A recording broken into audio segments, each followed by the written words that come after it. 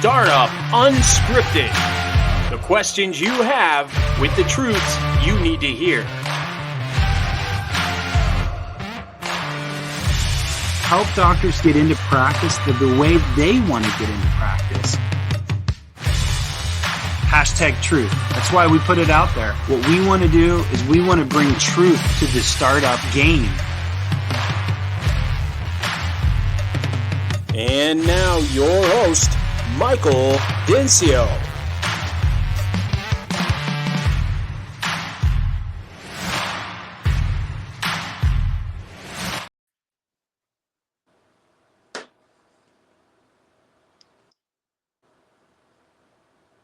You're muted. All right, guys. Welcome back. This is Mike Dinsio with Next Level Consultants and Startup Unscripted. We're back on another episode of Dental Kids Week. So this whole week is about kiddos and talking to pediatric dentists and startups and all kinds of fun stuff. So thanks again for the guest who I'm going to introduce here in a second. But real quick, guys, couple announcements. So Supermouth sponsored this week. I've got some Supermouth gear all up in here. It's kind of a tight squeeze in this basically closet that I'm living in right now. I've got the t-shirt on. I've got the things. And I know my guests can talk a little bit about Supermouth, but they sponsored this this whole week. It's a great program for kiddos and even now adults to get on. They've got all kinds of options, and I think you guys should definitely check them out. We're going to have some details below for you guys to check out. And then also, if you hang a little bit towards the end of this episode, we'll play a commercial. Another little housekeeping thing that I'm letting everybody know that we are consolidating brands. So right now, Startup Unscripted is the brand that you all know and subscribe to. We have another one called Dental Acquisition Unscripted. Both of those brands are going to be consolidated to what we call one channel, one brand, and it's going to be Dental Unscripted. So move your subscription over to Dental Unscripted. Soon we will have all of these episodes for startups, acquisitions, and practice management tips. And that'll be on one channel called Dental Unscripted. So enough with the announcements. Sorry, guys. I had to get all that out. Otherwise, the producers would get mad at me. But without further ado, I have a special couple on today, one of our clients. And they're special to me because they are in the weeds right now. They are literally within weeks from openings. Well, not really, but it probably feels like it, months from their opening day. And they are literally grinding right now as we speak. And it's just a special thing because they were our clients and we had a blast coaching them. So Dr. Mark Van Duker and his wonderful wife, Evelyn Van Duker, welcome to the show, you two. Thank you, Michael. Okay, so these guys just went through the entire process of doing a startup. And like I said, they are in the weeds. So we're about 3 months, 4 months. What are we in, guys? How many months in now? 2 months? Yeah, only about 2 months. Okay, so 2-3 months. I was thinking 3 months, but 2 months in.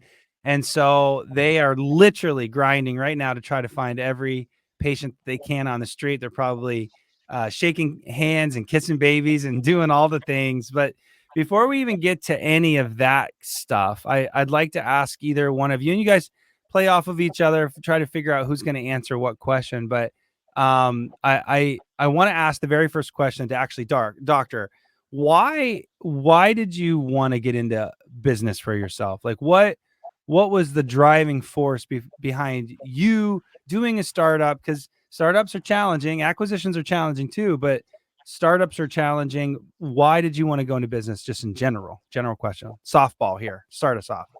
Yeah, I think in general, one of the things about dentistry that's unique is you still have the opportunity to build equity, unlike a lot of other healthcare professions right now. So the idea is sort of like owning a house and paying off a mortgage. It's like the harder you work and put into this practice, you can actually get that back on the back end other than like your salary, but you can actually build like a retirement through your office. So I think for me, just building that equity and then also being able to do the dentistry that I want, like kind of the style I like doing it, really helps versus, when you go into other offices, I want to keep the owner happy, and I've had really great associate jobs. I can't complain. I've had really good bosses, but just being able to kind of take what I learned from each office and then put it into my own kind of the style that I like.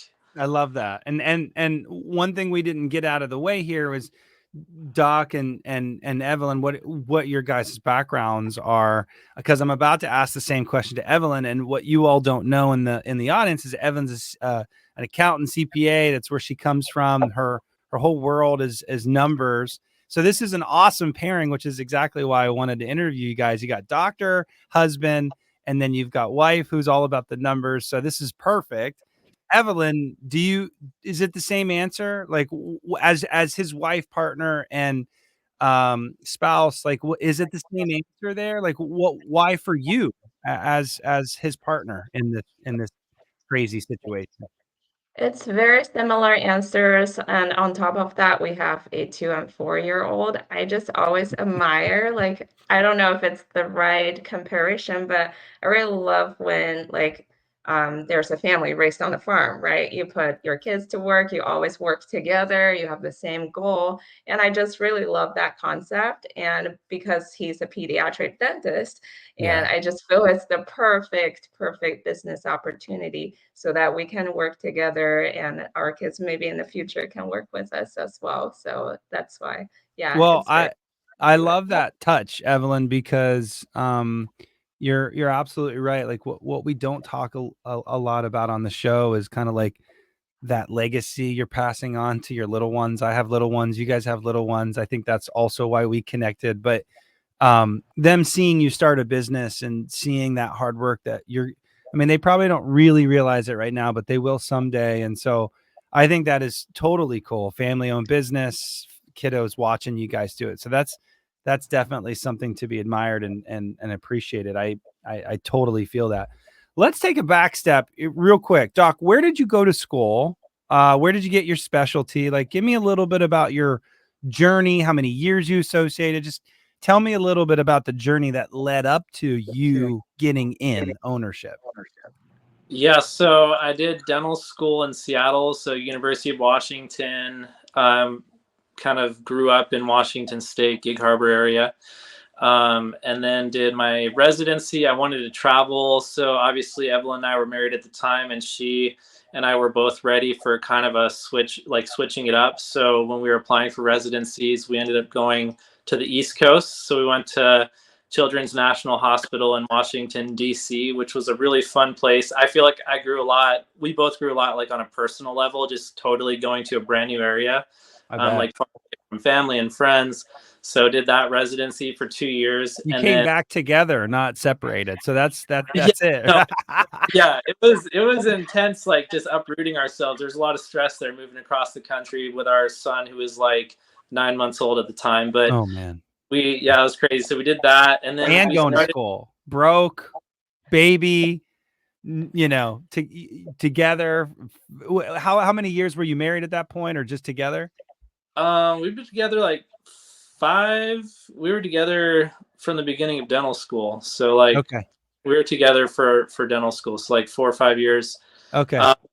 But still, I would say Evelyn's still with me, because being broke and moving us around for that long while she's working and just supporting the family was crazy. So Yeah. kudos for Evelyn for not jumping ship on that. But so at that point, we felt pretty confident, like, we can do this. Like, we can go to other places. Like, we don't have to just solely stay like where I grew up, or just stay like in Seattle. So we moved back to Washington because that's where family was. And I associated there at a great practice for a year.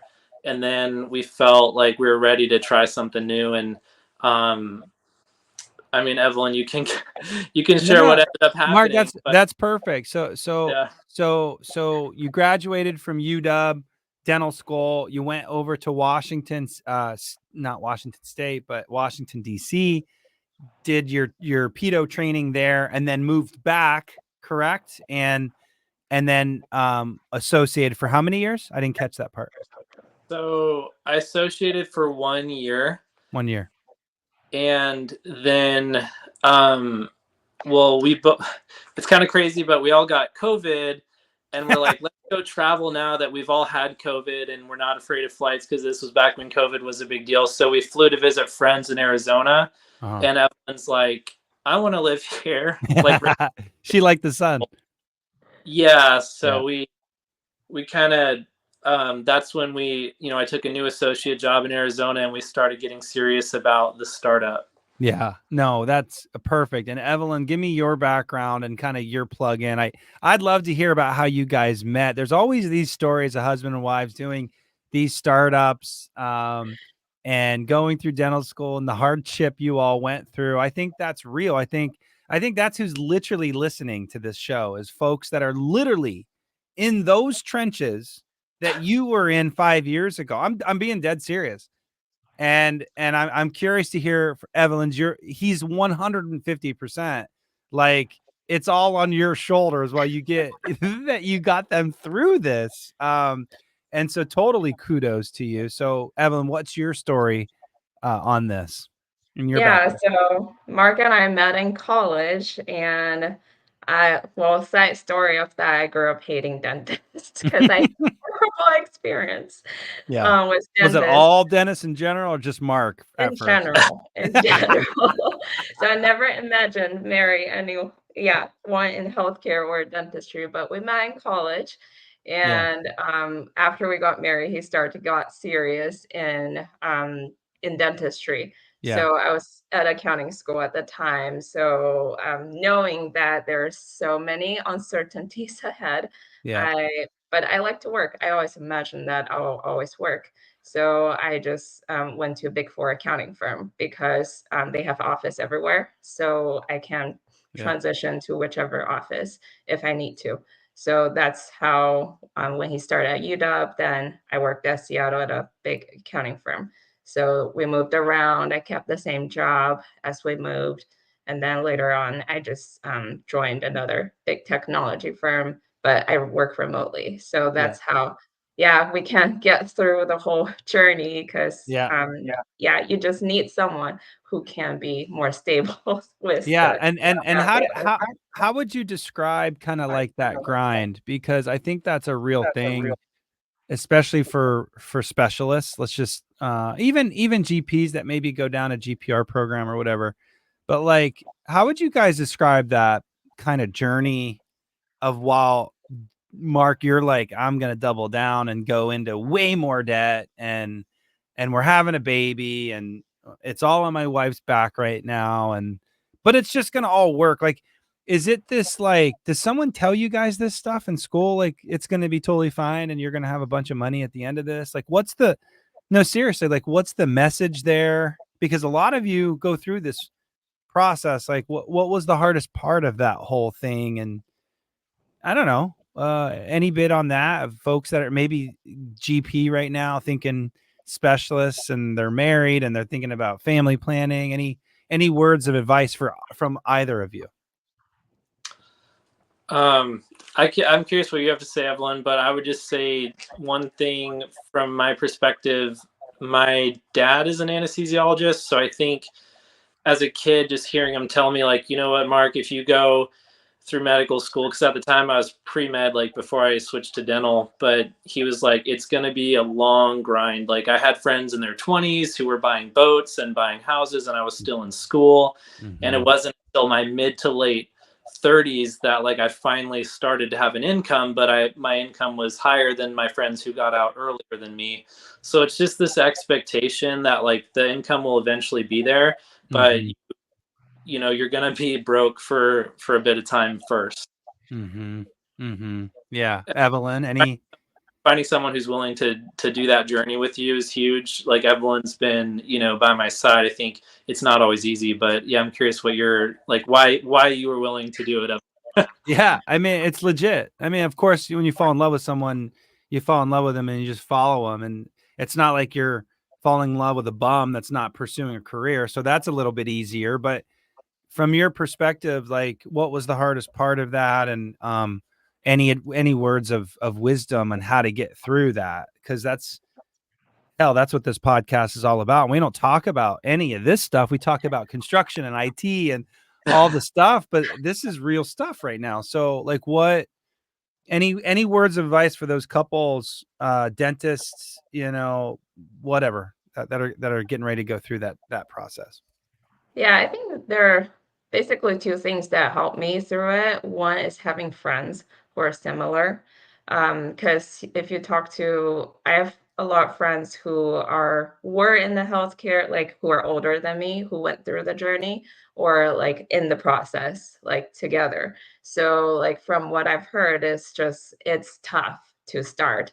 And so you kind of, because you're talk to them a lot, then you're like, okay, this is normal and Mhm. you will get through that. So that's Yeah. definitely one thing that helped me because whenever I talk to them, they're all like, yes, like healthcare spouses are, if you put them together, their Like a connectivity can just went out of the roof. yeah, that's You like know, you're not alone. So yeah, that's like one almost thing like that military wives and husbands, exactly, like it's a exactly. whole thing. It's a whole thing. Well, Evelyn, you're so numbers driven, sensitive in a good way.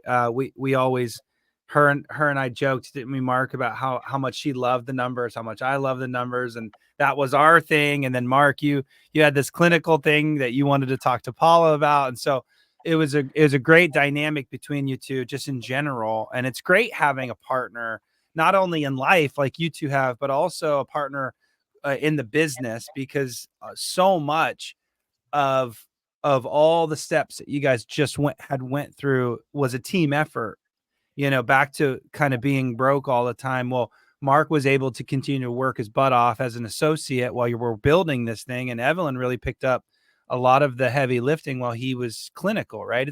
It's really hard to go home and do the marketing, which we just talked about, and do all the things when you're exhausted clinically and all the other things. I just talked to another pedo client here in Washington, actually, and she's working like 4.5 days. And I'm like, dude, you gotta start carving some time out, because this startup isn't gonna happen if you don't start carving. And she doesn't have anybody like that. She's a single mom.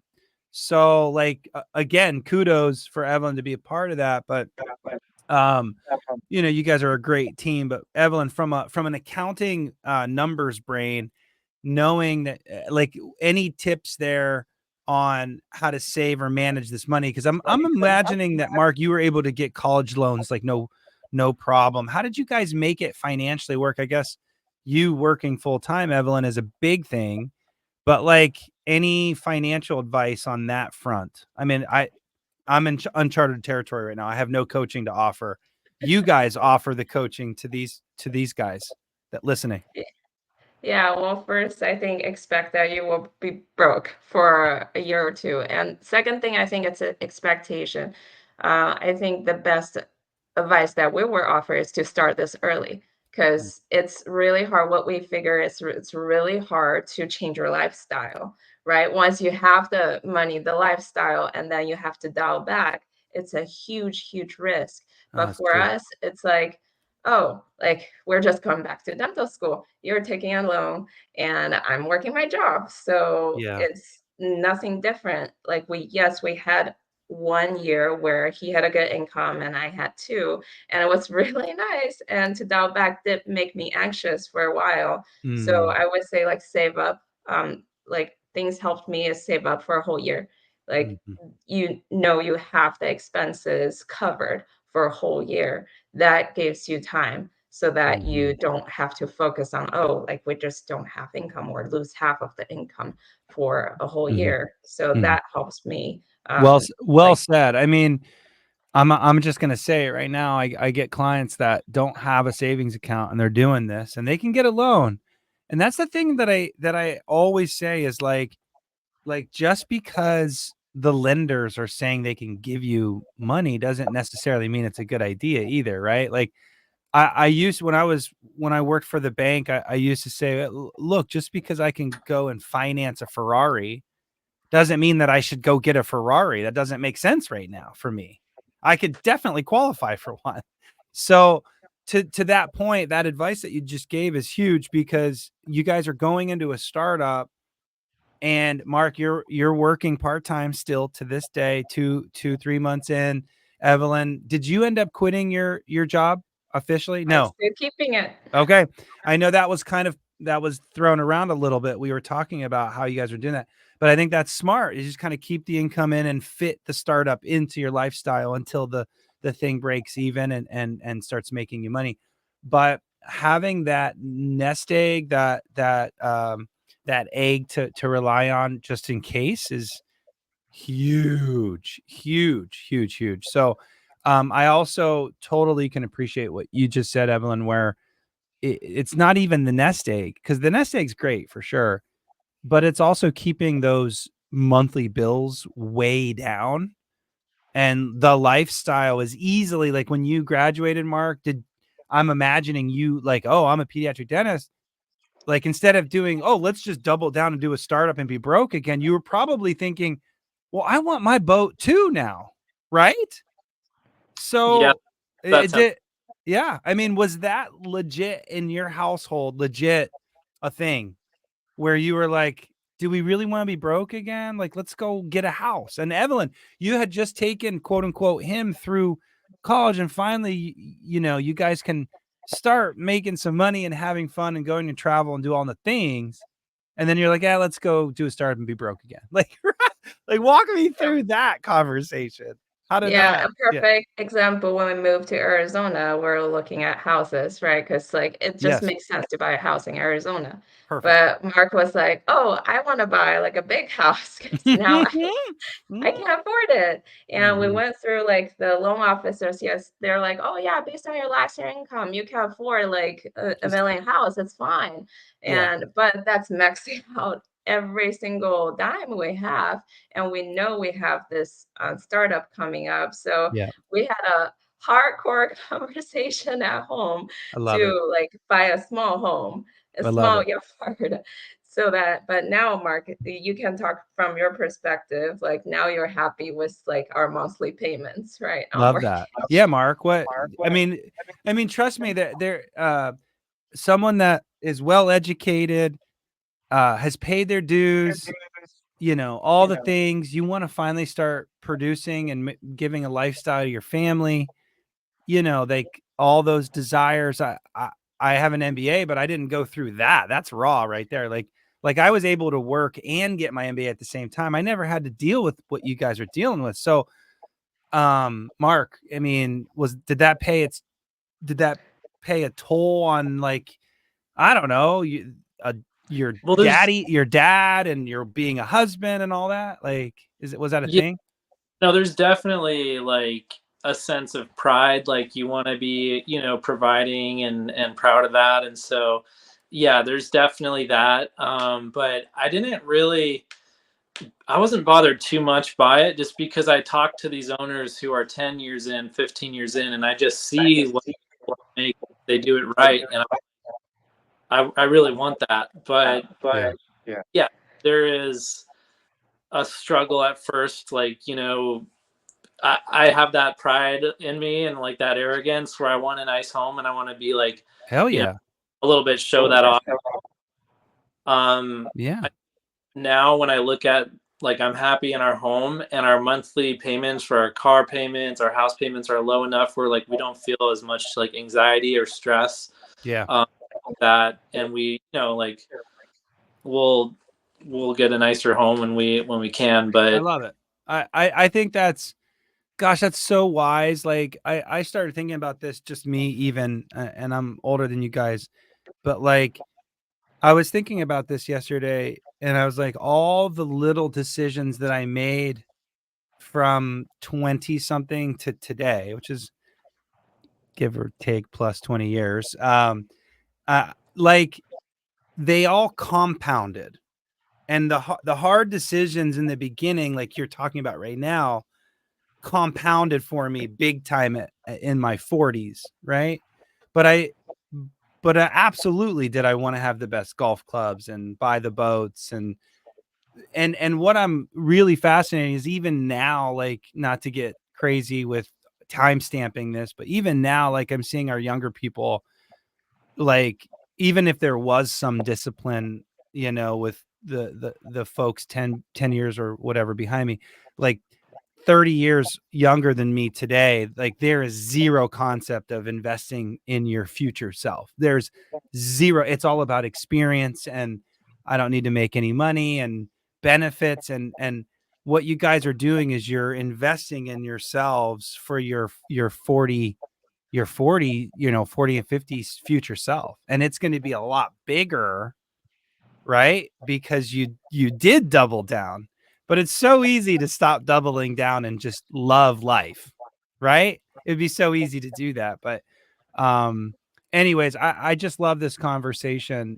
So let's pivot into the project real quick. And I know we're getting a little long-winded, and I didn't think we were going to go down that path, but I just realized as I was interviewing you guys, that's like gold, what we just went through there. Like, I have yet to have doing this podcast for 4 or 5 years.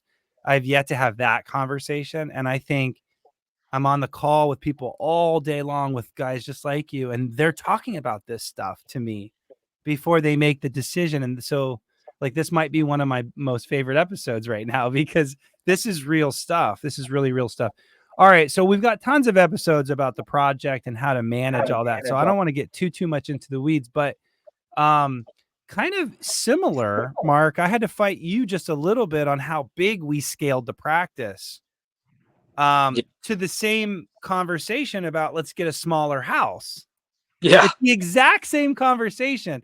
So are you glad we didn't go crazy now that you're in 3 months in or 2 months into your project? Are we glad we did that? Yeah. Like, this isn't like I'm not just saying this just to say it, but like, you saved me a lot of money by scaling back the lease, because there was a space available that was huge, and I wanted this massive office, and I wanted ADEC everything. Like, I just wanted this to be like my pride and like something that was so nice and like state of the art. But then like we found another location that was a smaller square footage in a better demographic area.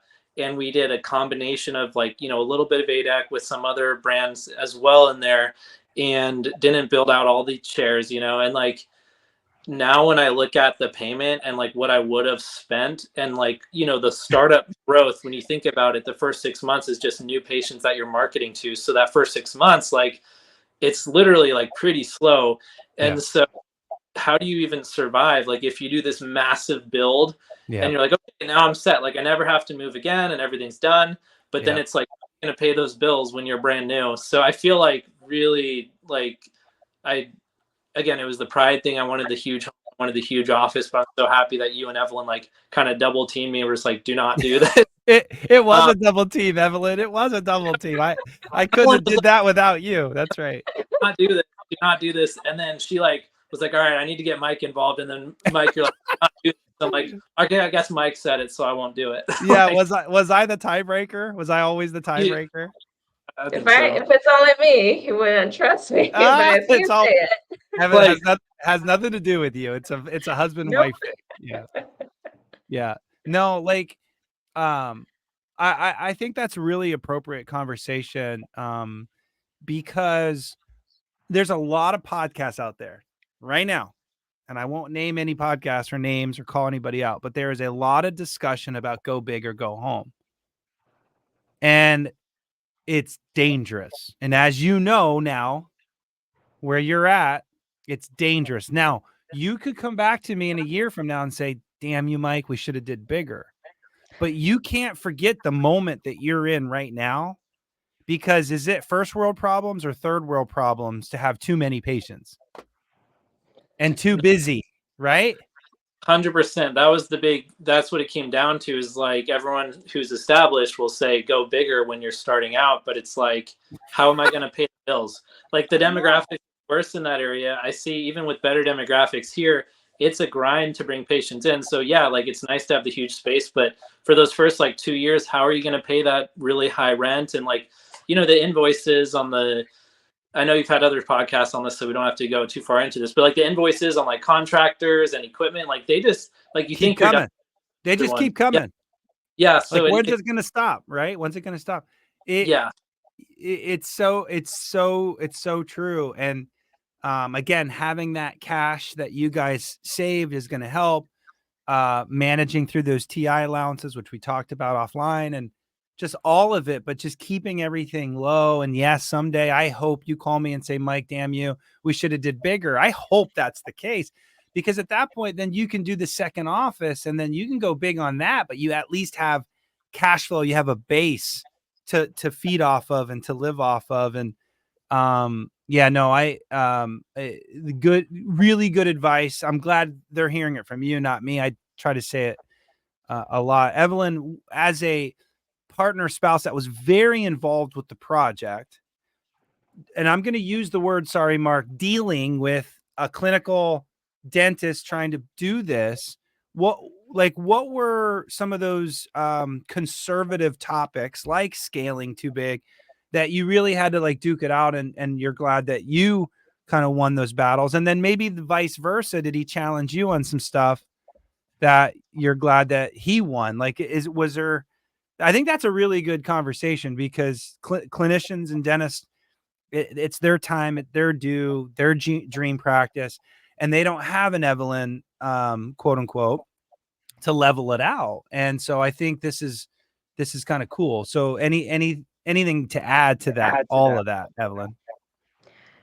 I think it's really good experience for us to like learn, because there are a lot of times, definitely he's absolutely right. Like, one of the example I can tell you is was hiring time.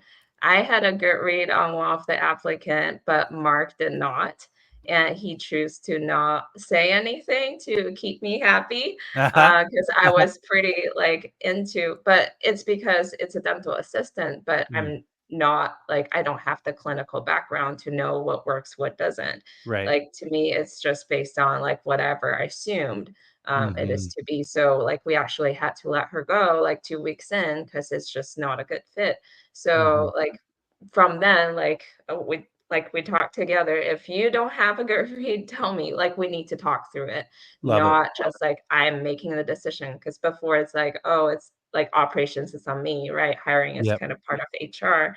Yep. But there are like, I would say like, it's definitely a learning process where we should be talking and communicating, no matter like what like the main rule is for each. Totally. 150%. It's a good balance to have someone like that. You guys are lucky to have each other. Keep saying that. There's also some negative to it too. Let's talk about that.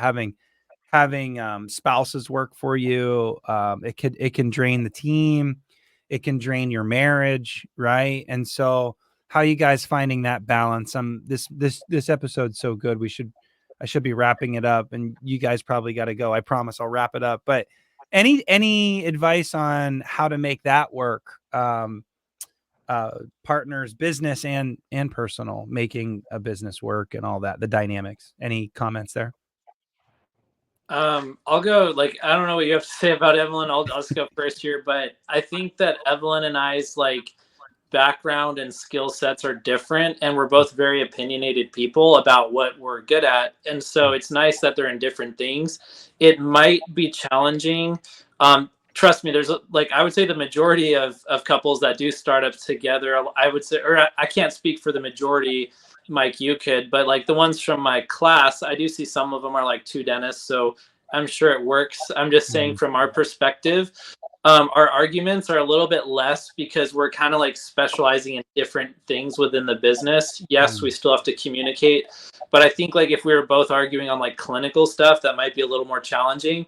But because Evelyn's coming at it more like HR marketing and the numbers, and I'm coming at it more from like the clinical side, that has sort of shielded some of the I guess arguments that could be in there.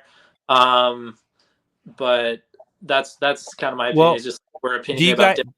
I love that. I'm gonna touch on that. Do you guys have any rules about not bringing stuff home, or is it all on? Let's talk. Like, have you given yourself any breaks at home? You got a little one too. Like, it can't all be about the dental office. Yeah, we kind of have a one kind of rule. We're not always following it, but I'm like, I need sleep.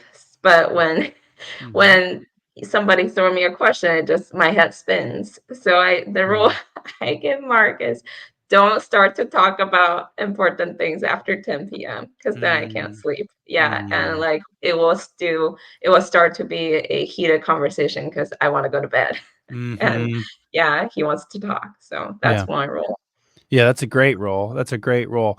I wanted to touch on real quick roles and responsibilities in partnership, because what you guys are doing right now is an undefined but very defined job description for the two partners or the two people helping operate this business, right?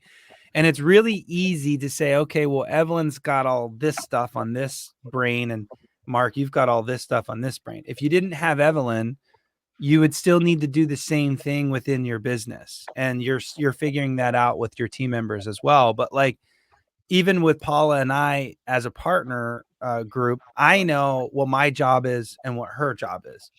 And even though I could probably do a lot of what Paula does, and she could do a lot of what I do, we know that the decision maker is, and then we of course have to decide together, but there's a champion for certain things, and that's dividing and conquering and having very defined rules. So this is a beautiful thing here, because now Mark can spend all his time focusing and owning his piece, and Evelyn, same thing. And there's a lot of trust here. And it's easy to do this when you have two different strengths, right? But you're right. When two people have the same strengths, I challenge you, like two dentists, I get a lot of pedo ortho kind of combos, or what, like you said, husband, wife, maybe both pedos.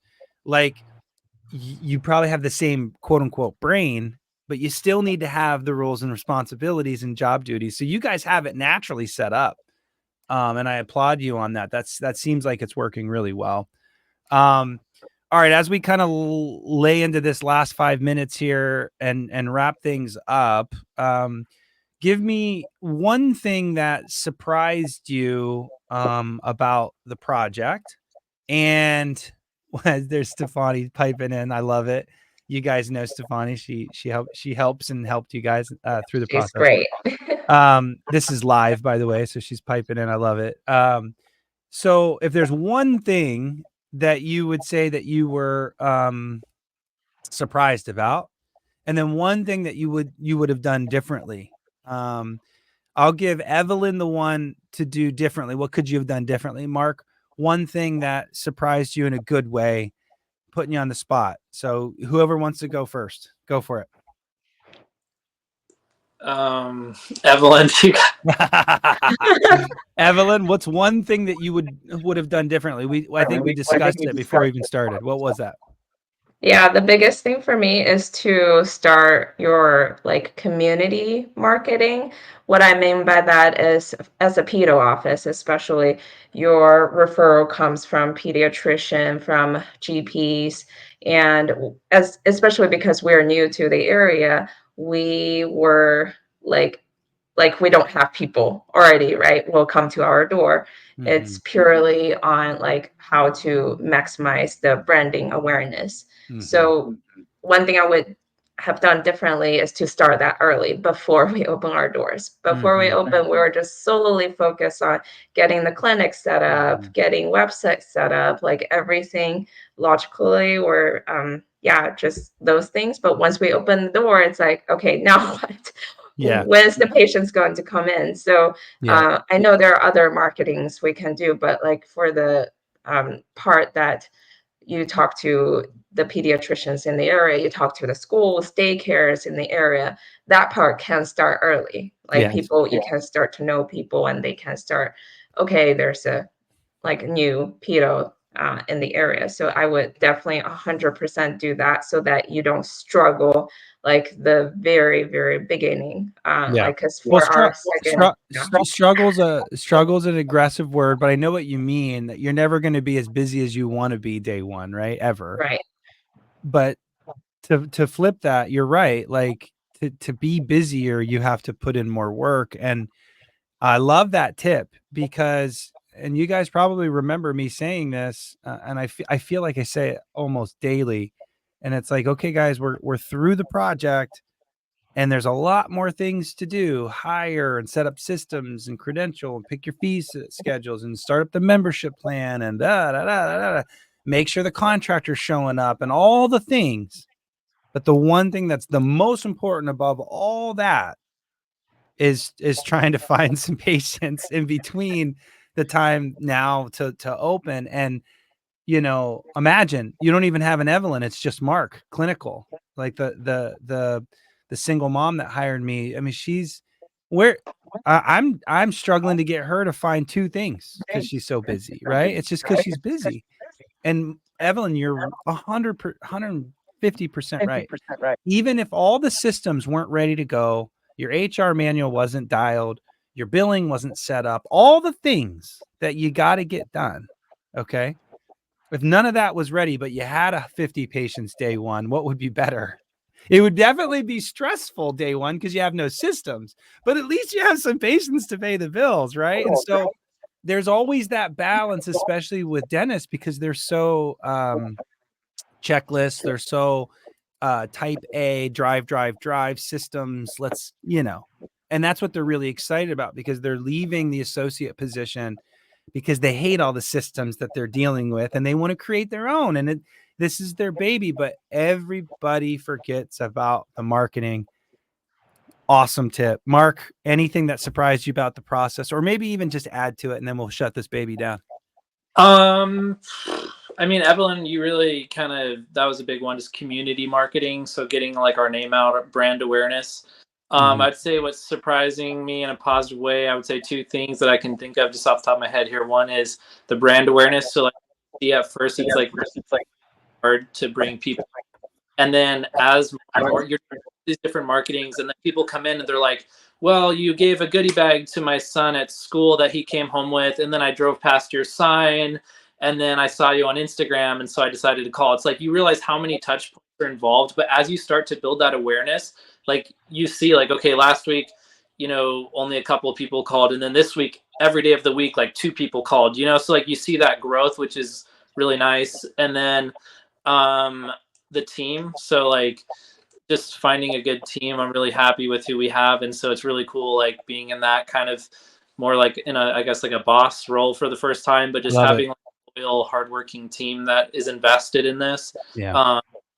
I couldn't have asked for a better team. And I was surprised at how well that came together.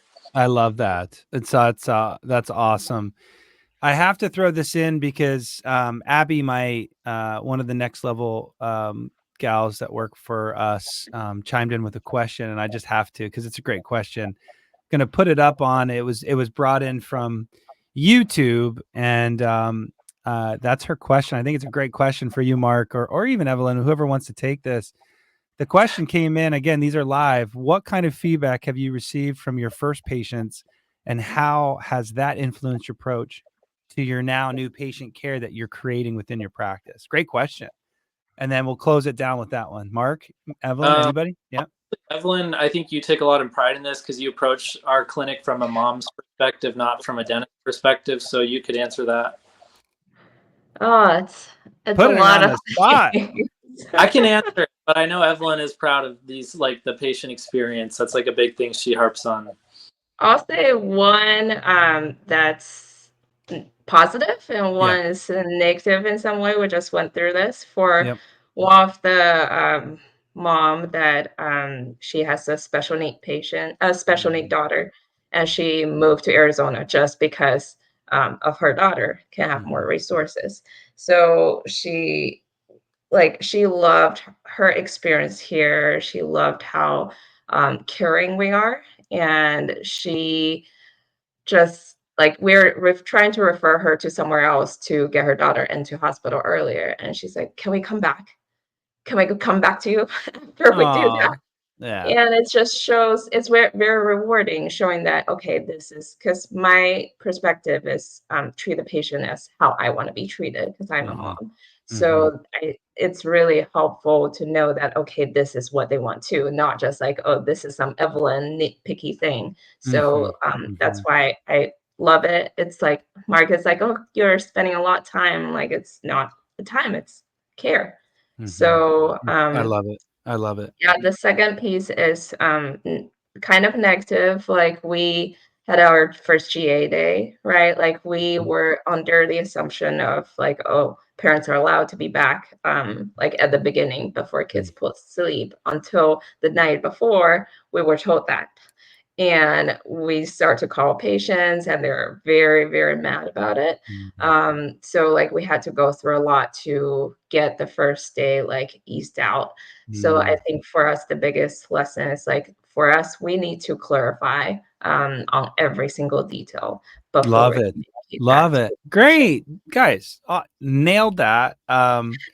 There's going to just be so much growth and stretching for you guys for the next 12 to 24 months. So I just want to salute you both and say, gosh, I mean, how much of a pleasure it was to coach you. I know the Next Level team agrees. Look, they're both, my team's commenting. I love it. We loved working with you guys. I couldn't be more proud. You guys are going to be successful. You got to keep grinding. And we talked about this before the show began, and it's just every 6 months compounds, because the patients you see today, in 6 months, you're going to see those same people and plus all the new patients. And then in 9 months from now, so on and so forth. So just keep staying the course. I love it. Without further ado, I'm going to close this down. Any last final things that you had to get off the chest before I run the super mouth commercial? I just got to say, it was really, obviously we still stay in touch and everything, but no, it's just really great working with you and your team. You, Paul, Stefani, like just worked really closely with us, and being in a new area, especially, it was huge. So just really grateful to be a part of your team. That's sweet. Thanks, Doc. Supermouth's paying for this. You didn't. I didn't pay Mark for that. I promise. Yeah. No. The pleasure was all ours. You guys were. I mean, you are the reason why we do this, because of you guys. You're great, and well, it'll be awesome seeing you guys continue to thrive. So, without further ado, let's shut this down at 46 minutes. Sorry it was so long. We had a great conversation. You guys did great. And I'll see you guys next time in Arizona. Sounds like a plan? Sounds great. Okay, see you guys. See you. Bye. Supermouth is whole mouth health. It supports the mouth's natural microbiome and promotes healthy teeth, meaning that it can slow down and fight decay, reducing the need for drilling. I'll take it. Fill out everyday questions about each family member and be connected with your own super dentist to customize a routine specialized for any stage of development. I wish I'd known about Supermouth. A revolutionary approach to mouth care for healthier, happier, more successful kids.